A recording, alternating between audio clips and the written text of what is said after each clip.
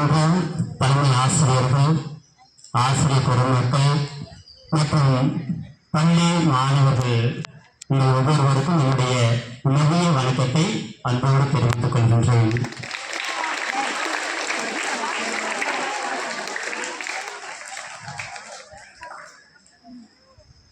காமராஜர் அப்படின்னு பார்த்தோம்னு வச்சுக்கோங்களேன், நமக்கு என்ன தோணும்?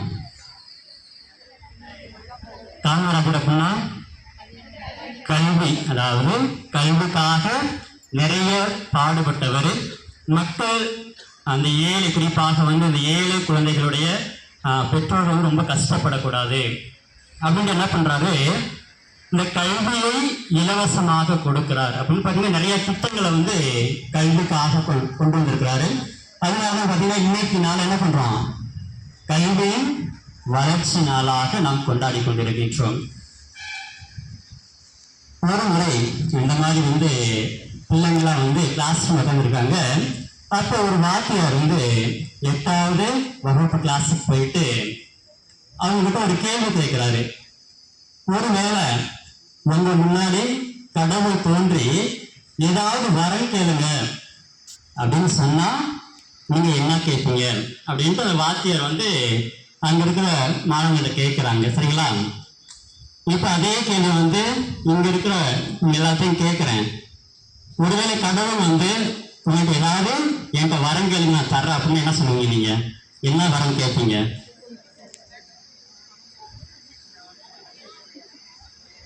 மாணவர்களுக்கு, டீச்சர்ஸ்க்கு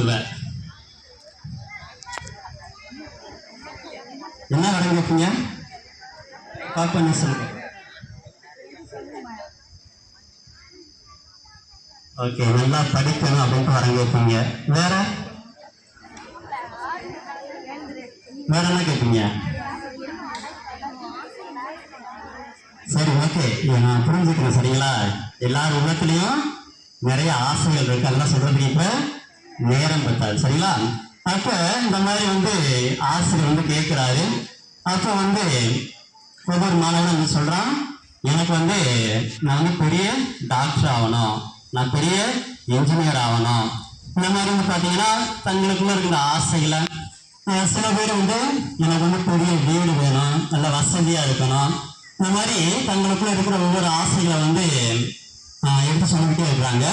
கடைசியில அங்க இருக்கிற அந்த ஆசிரியருக்கு ரொம்ப வருத்தம் ஆயிடுச்சு.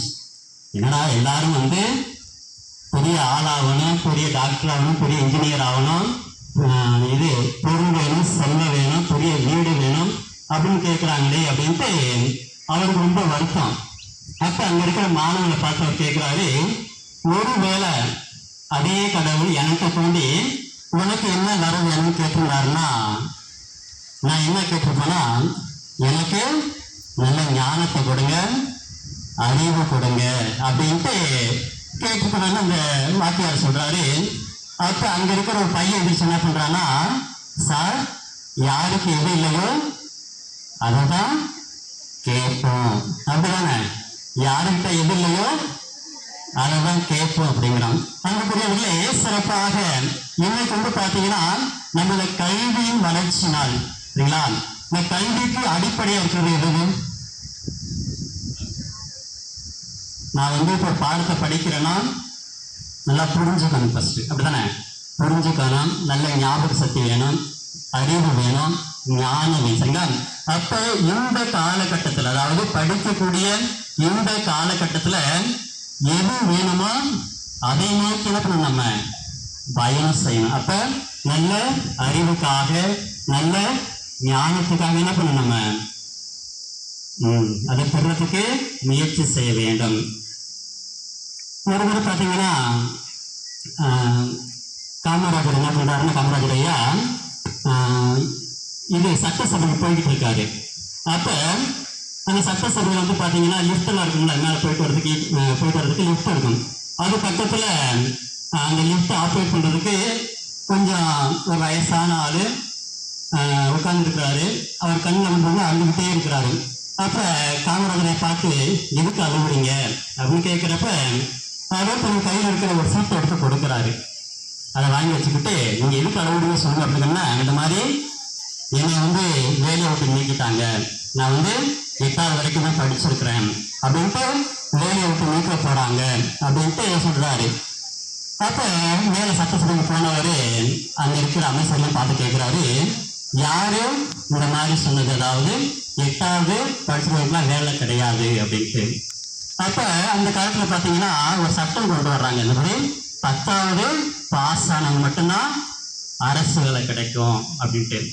அப்ப அங்க இருக்கிற எல்லா அமைச்சர்களும் பார்த்து காமராஜர் சொல்றாரு, அட்லீஸ்ட் அங்க இருக்கிற அந்த லிப்ட இயக்குற அவர் 8வது படிச்சிருக்காரு, ஆனா நான் அது கூட படிக்கலையே, அப்ப அந்த லிப்ட தொடக்கிறது கூட எனக்கு அருகதை இல்லையே அப்படின்ட்டு என்ன பண்றாரு, அங்க அவர் தன்னையே தாழ்த்தி கொள்கின்றார். அதே நேரத்தில் பார்த்தீங்கன்னா அந்த மனிதத்தை உயர்த்துகின்றார். இன்னைக்கு நிறைய பிள்ளைங்க படிக்கிறோம், அப்படிதானே, நல்லா படிக்கிறாங்க, நல்ல வேலைக்கு போறாங்க, பெரிய பெரிய பதவிகளெல்லாம் இருக்கிறாங்க. யாராச்சும் ஒரு ஆள் தங்களை தேடி வர்ற ஒரு ஏழை மக்களாக இருக்கட்டும், இல்லை தேவையில் இருக்கிறவங்களா இருக்கட்டும், போய் நேராக அவங்க போய் உதவி செய்வாங்களா? என்ன பண்ணாங்க, கொஞ்சம் யோசிப்பாங்க, நம்ம எதுக்கு போகணும். அங்கே தான் அந்த கீழே இறங்கி வர்றது, அதாவது மற்றவங்க முன்னாடி நம்மையே தாழ்த்தி கொள்வது, சரிங்களா? அதாவது நம்ம நிறைய நேரத்தில் பார்த்தீங்கன்னா 2 இருக்குது, தாழ்ச்சி, இன்னொன்று தாழ்வு மனப்பான்மை. 2க்கு வித்தியாசம் தெரியுமில்ல? தாழ்ச்சினா என்ன, தாழ்வு மனப்பான்மைனா என்ன? தாழ்ச்சினா நம்முடைய எவ்வளோ பெரிய இருந்தாலும் என்ன பண்ணணும், அடக்கமாக இருக்கிறது, சரிங்களா?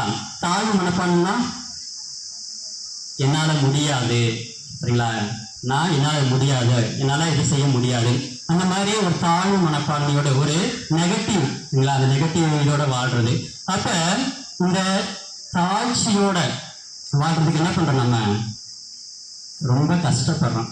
எனக்கு நான் பண்றதுதான் சரி, மற்றவங்க எதுவும் சொல்லக்கூடாது, அந்த மாதிரி ஒரு எண்ணத்தோட வாழ்ந்துகிட்டு இருக்கோம். எனவே நாம படிக்கக்கூடிய இந்த படிப்பு, கல்வி எதுவாக இருந்தாலும் என்ன பண்ணணும், மற்றவங்களை மதிக்க கற்றுக் கொடுக்கணும், மற்றவங்க கிட்ட நல்ல உறவாட கற்றுக் கொடுக்கணும்.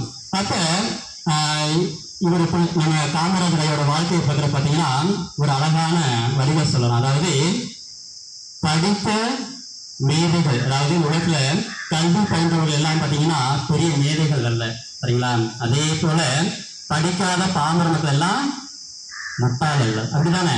நீங்க பார்த்தீங்கன்னா படிக்காம நிறைய மக்கள் வந்திருக்கிறாங்க, மேல வந்திருக்கிறாங்க. அப்ப பல நேரங்கள் நம்ம என்ன பண்றோம், படிச்சுட்டு மற்றவங்க என்ன பண்றான், கீழ் தட்டுறோம், அதாவது தரக்குறைவா நினைக்கிறோம். அப்ப காமராஜர் வாழ்க்கை பார்க்குறோம், அது பார்த்தீங்கன்னா அந்த மாதிரி எந்த வித்தியாசம் கிடையாது. இவன் படித்தவன், படிக்காதவன், உயர்ந்தவன், தாழ்ந்தவன், பெரியவங்க, சின்னவங்க, அந்த மாதிரி எந்த வித்தியாசம் என்ன பண்றாரு, எல்லாத்தையும் ஒரே மாதிரி நடத்துறாரு.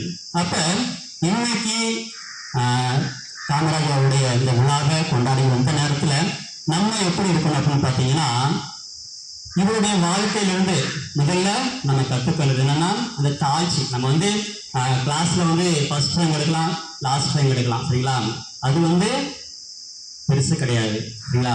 நம்ம எப்படி ஒரு மனிதனாக இருக்கின்றோம், மற்றவங்களுக்கு சக மனிதனுக்கு எப்படி மனிதனாக இருக்கின்றோம், அதே நேரத்தில் என்ன பண்ணணும், கல்விக்கும் முக்கியத்துவம் கொடுக்கக்கூடிய பிள்ளைகளாக இருக்க வேண்டும்.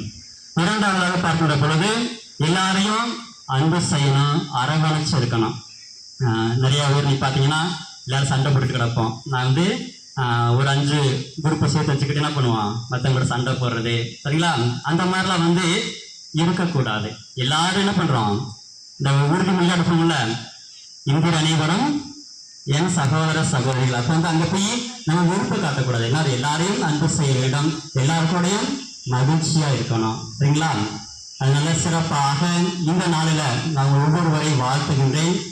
நீங்க இந்த கல்விக்கு முக்கியத்துவம் கொடுக்கணும். அதே நேரத்துல இந்த கரும வீரர் காமராஜரை போல மற்ற மனிதர்களை மதிக்கக்கூடிய பிள்ளைகளாக, குறிப்பா நம்ம பெற்றோர்கள் பேச்சு கீழ்ப்படியணும், ஆசிரியர் பேச்சு கீழ்ப்படியணும், யாருக்காச்சும் உதவினா நம்ம போய் செய்யக்கூடிய பிள்ளைகளாக வாழணும். எனக்கு இந்த நாளில் உங்களை அனைவரும் வாழ்த்துறேன்.